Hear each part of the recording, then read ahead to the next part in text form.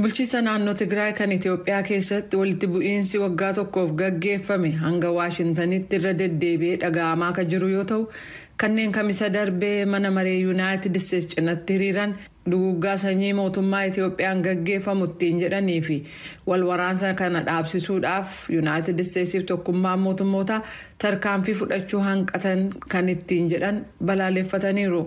Asuma Waashintan keessatti bakka buutonni riphxee loltootaa fi kan gareelee mormituu 9 mootummaa muummicha ministeeraa Abiy Ahmed bakka bu'uuf gamtaa uummachuu fi mallatteessuu isaanii labsanii jiru.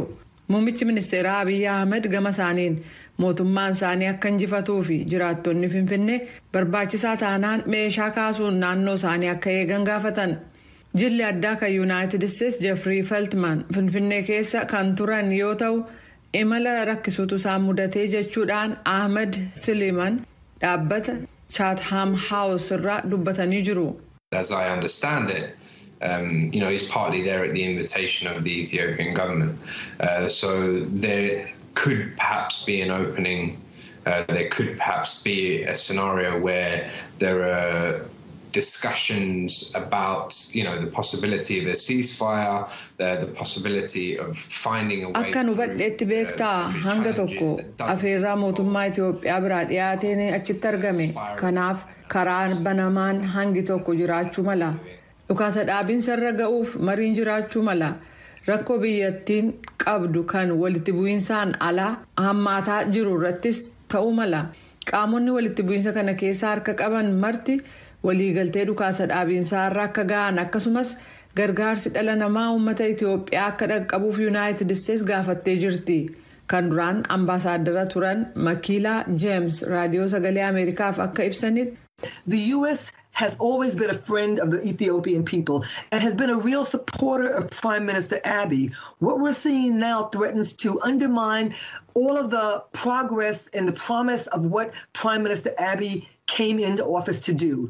And so we hope that this will not be squandered. United States yeroo hundumaa hiriyaa uummata Itoophiyaa yoo taatu muummicha ministeeraa Abiy Ahmedis dhugumaan deeggaraa turte. Wanni amma argaa jirru fooyya'insa argame hundumaa fi Dr. Abiy yeroo waajjira qabatan nan hojjedha jedhanii waadaa seenan san faallaa deemuun mul'ataa jiru yaaddessaa ta'eera. Wanni argame ituun diigamin yookaan hin manca'in Itoophiyaan nagaaf misooma biyyoota kutaa sanaaf qooddu deebinee agarraa abdii jedhu qabnaa jedhan. United States gamtaa Afrikaa fi michoota ishee kutaa sanaa akkasumas tokkummaa mootummootaa wajjin hojjetaa akka jirtu yoo ta'u dhukaasa dhaabinsa argamsiisuuf haala mijeessaa jirti jedhan Makiilaa Jeems.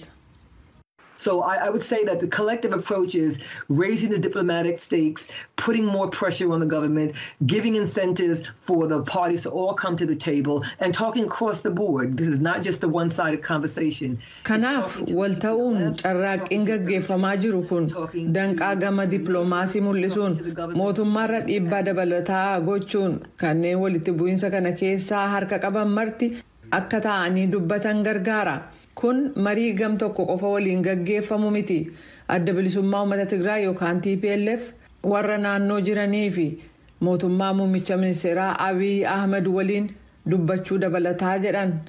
Golli nagaa eegumsaa kan tokkummaa mootummootaa rakkoo Itoophiyaa keessaa kan ilaaleen wiixataa